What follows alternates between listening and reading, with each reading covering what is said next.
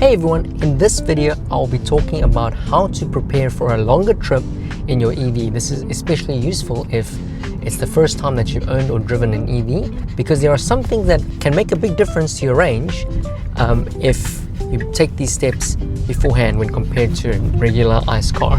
The first thing that you should do is make sure that your car is always as charged as possible.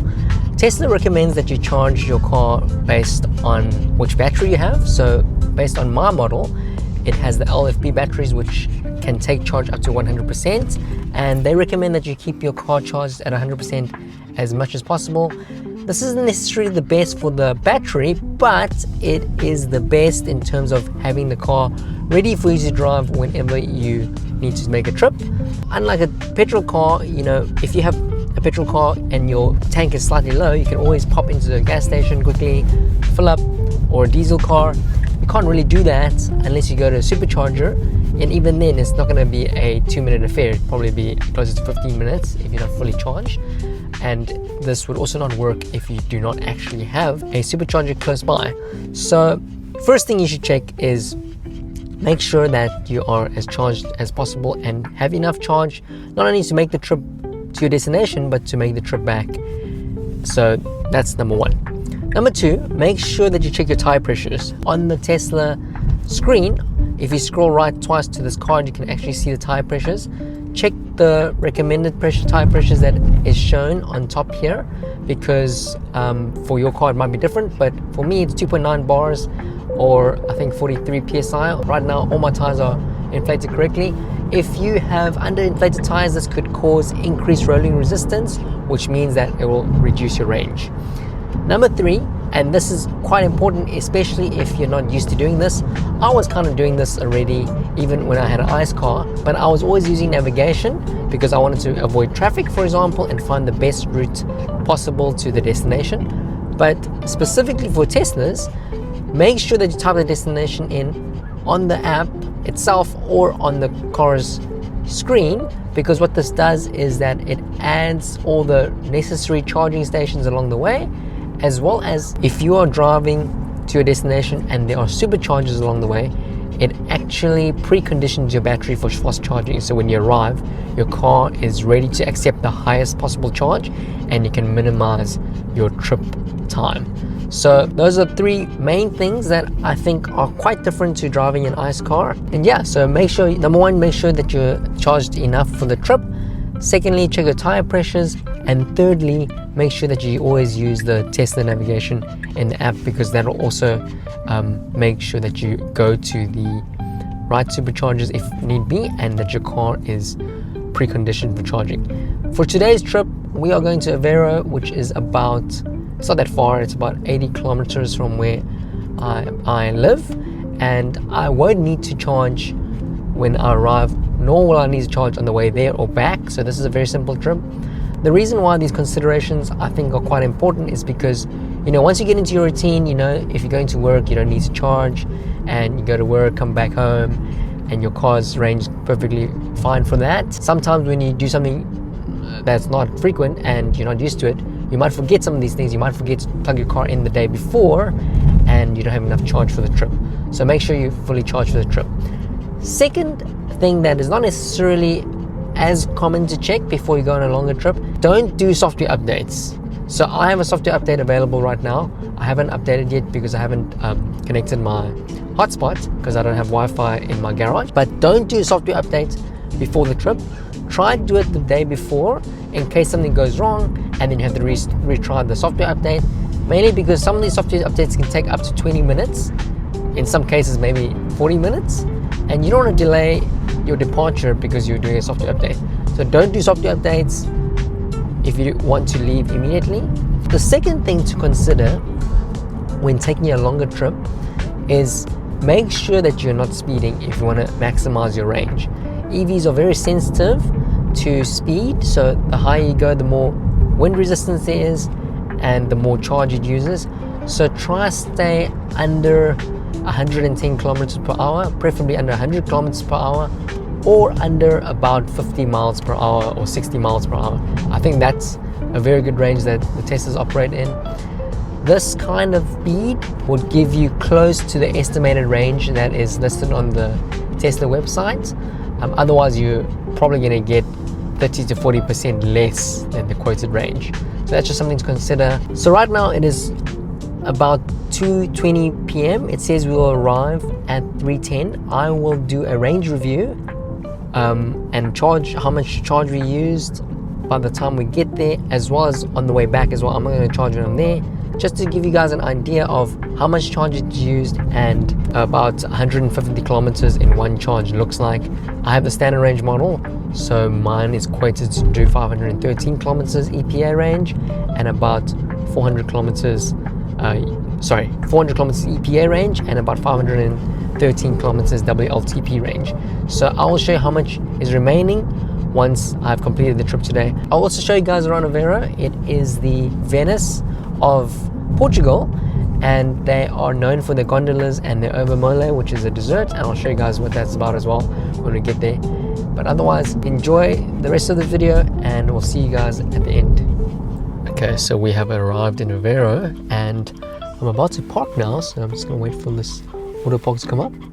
I love using Autopark now that I have it, because why park yourself when the car can park for you? Okay, so let's do a range review. I drove pretty reasonably.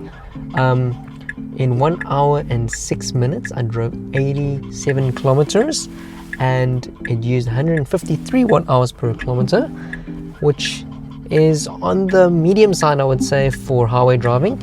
If I drive really quickly like I normally do, I'm usually at about 180, so 153 is actually on the low side for me. You definitely can get it lower than that, but you would literally have to be driving probably, max speed on the highway 100, which is not what I want to do. So yeah, so basically I got a Strikeout for Autopilot because I was making a video and it noticed via the camera. So I have 4 more strikes, but they've changed the strike system, so instead of it's reactivating after your 5th strike, it actually reactivates after a week or so. Anyways, so let's take a look at the energy graph. Since last charge is going to be the same as current drive, because I went off the charger immediately just before we left, and we drove it only used 2.5% more than rated. I have 77% left, and compared to what it predicted, unfortunately I had rerouted myself, so this is actually not correct anymore. But yeah, actually not too bad. I think it gives you a few tips. 110 kilometers would have saved 3%, and going uphill cost me a lot more, but going downhill saved me, so it kind of cancelled out with the hills. We're going to check out Aveiro now. I'll show you guys around some of the activities, mainly the gondolas, to check out when you're here, and then we'll drive back and then I'll do a final review of everything for this trip. Remember, if you like this video so far, click the like button and subscribe if you like content like this. I'm also going to be modding my the outside covers for the Nova rims, which I have removed because I got my rims redone. If you watch my previous video, you'll see that I got a carbon fiber center cap for it, and I'm modding the outside to look like the carbon fiber as well. So if you're interested in Tesla content in general, as well as a little bit of travel, be sure to subscribe so you can keep up to date with all the content that I'm releasing, and we'll see you on the flip side when I am driving back home. Aveiro is a city in the northern part of Portugal, and it is colloquially known as the Venice of Portugal, as it has canals and gondolas that you can ride on, just like this one. It used to be a very important shipping and salt exploration destination for the Romans, and they used to use these gondolas to transport the salt, but nowadays the gondolas are only used for tourism, as there's no production as there used to be. So if you are visiting, I highly recommend that you go on one of these boats. It's a very nice, calm experience. And on this day there was a market. I'm not sure if this market occurs every single weekend or if it was just this time of the year. So there's a lot of handmade goods and artisanal things, and we got to ride on the gondola, as you can see here. Highly recommend it, as the tour guides are very knowledgeable and they can give you some history regarding Aveiro and how it is very important, especially to the codfish production, bacalhau, in Portugal, as they use the salt to preserve the fish. And next up we got to try the Ovos Moles, which is a egg treat from Aveiro.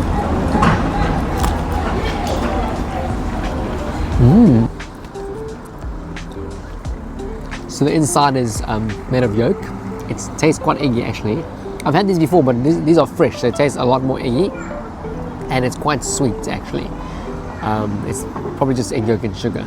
So if you guys have salted egg before, it's kind of similar in texture and in like taste, but it's not salty.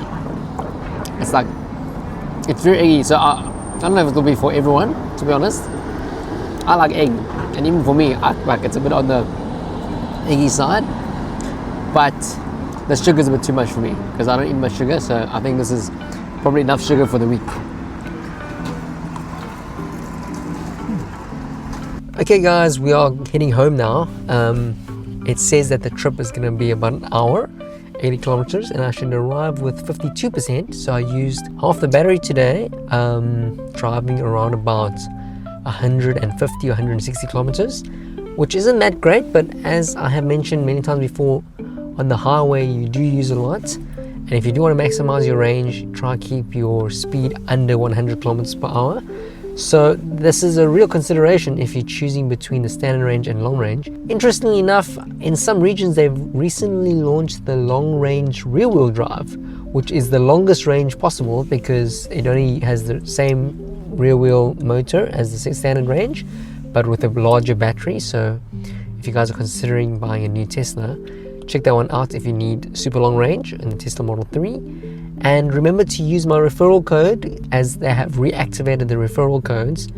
Instead of getting free FSD or enhanced autopilot, you actually get up to €1,000 or dollars, depending on your region, off your purchase. So make sure you take advantage of that. Aveiro was really nice. We went on the gondola ride and I had an Ovos Mole. I don't know if it is going to be for everyone. It is a little bit on the eggy side. If you do like salted egg products, then you might like it as well, and you might enjoy it. I'm going to head onto the highway now. Okay guys, it's getting a little bit dark, so I'm going to give you guys an update before it gets completely black, so you can still see me in the video. But basically, we are still about 45 minutes away from home, and as you can see on the highway, I think Autopilot works really well, especially this auto lane changing and also recommending when to change the lanes. But in terms of consumption, in the beginning of this drive I was using a lot of energy. I think it's because we were stopping and starting in traffic in Aveiro, but I've been trying to drive slightly slower on the way back home to see if we can arrive with even more than predicted charge. Right now, since the charge, as in since this morning, we've used 160 watt-hours per kilometer, and right now on the highway it's showing, well, for the current drive at least, 189 watt-hours, but that was because we were using a lot in the beginning. I think when we left Aveiro it was like over 300 watt-hours per kilometer, but that was over a really short distance, so it's gonna definitely average down. Just need to get out the way of this truck quickly. And basically the road from Aveiro back to Porto is, in the highway, it's very straight and there's not many complications. So on the way here I actually used Autopilot for the most part until I got struck out because I was making a video, but otherwise, thank you for watching the video. We'll do a review once we get to the end. If you guys have any suggestions of what you'd like to see, or if you have any specific questions, leave them in the comments below and I'll try and make a video for you guys. And we'll see you when you get back home, and I'll do a review of how much charge you used. Okay guys, we have arrived back home. I'm actually stopped at the Pingu near my house, and let's do a review of the consumption. On this drive I actually drove a little bit more efficiently, so actually I think we only did 143 watt-hours per kilometer. 1 hour and 14 minute drive for 81 kilometers. As you can see, it's much slower, and compared to the rated range, I still used more than rated, 2.1%, which isn't that bad, to be honest. That's actually quite good. Compared to the estimate, I used 1.7% less actually, and I actually used less for climate control as well. So I only used 21% in total since the charge. So this morning we used 44.7. I thought I'll be arriving with 50%, but I actually arrived with 5%, which is pretty good. That means that theoretically we could have driven around, I would say, close to 400 kilometers, which isn't that bad for highway driving. So yeah, that's the trip for today. If you guys like this video, please give it a thumbs up and subscribe, and I'll see you guys again in the next video.